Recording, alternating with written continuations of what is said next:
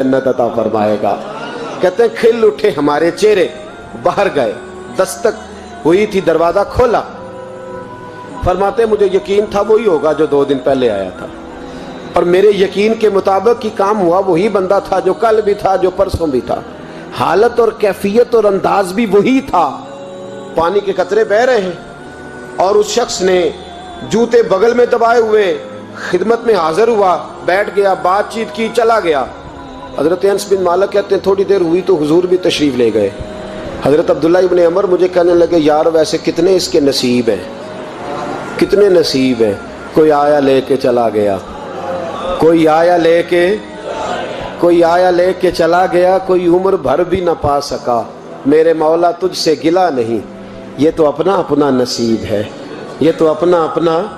और न किसी के हाल पे तंज कर, न किसी के गम का मजाक उड़ा, वो जिसे चाहे जैसे नवाज दे। ये मिजाज लुत्फ़ रसूल है सल्लल्लाहु ताला अलैहि वसल्लम। कहते हैं हम लोग गुफ्तगू करने लगे। अब्दुल्ला इब्न अमर मुझसे कहने लगे यार वैसे पता करना चाहिए ये कौन सा अमल करता है, पता करना। जैसे हम नहीं पता करते कि ये बंदा बड़ा चमक गया, पता करो कौन सा कारोबार करता है, जरा इसकी जासूसी तो करो। और बंदे भी बड़े समझदार हैं, वो साइड बिजनेस नहीं बताते। वो कहते हैं वो जो मेरा लहदा है वो नहीं बताना, कहीं ये ना शुरू कर ले। हालांकि इंसान के पास जो खूबी, जो अल्लाह ने उसे दौलत देनी होती है, वो अपना अपना नसीब होता है। वो घर में बैठे भी अल्लाह अता कर देता। वो कहते हैं कि पता करो क्या अमल करता है। तो हज़रत अब्दुल्ला इब्न अमर कहते हैं मैं उसके पीछे हो गया, उससे सलाम ली। तो मैंने कहा मुझे 2-3 दिन के लिए मेहमान बना लोगे? मान ना मान, मैं तेरा मेहमान। 2-3 दिन के लिए मेहमान बना लोगे? तो कहते हैं मुझसे कहने लगा को घर में झगड़ा हो गया, क्योंकि पड़ोस में तो तुम्हारा, करीब ही तो तुम्हारा घर है, मेरे मेहमान बनने को कुछ झगड़ा है।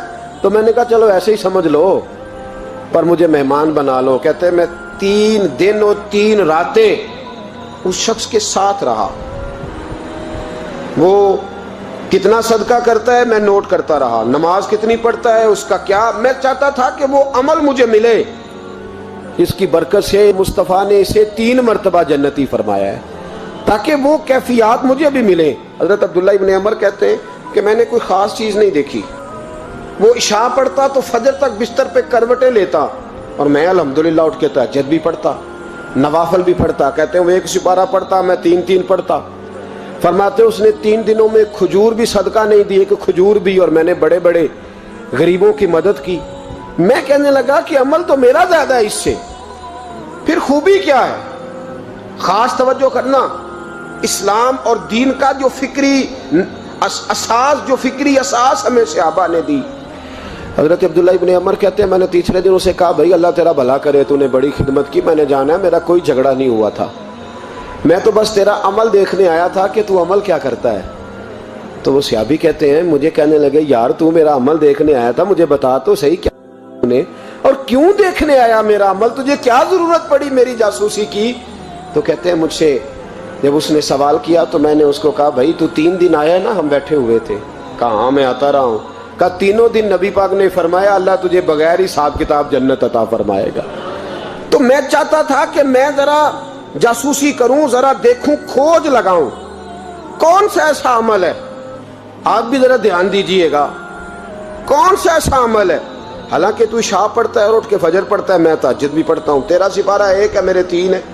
कौन सा ऐसा अमल है जिसके सबब तुझे जन्नत मिलेगी? तो कहते हैं वो सहाबी कहने लगे यार कोई ऐसा अमल नहीं, कोई शय नहीं, मैं इस काबिल ही नहीं, मन नानम के मन दानम, जो मैं हूं मुझे पता है। का फिर कोई बात तो होगी, तेरी मेहरबानी बता दे, मैंने 3 दिन 3 रातें मेहनत की है, बता दे।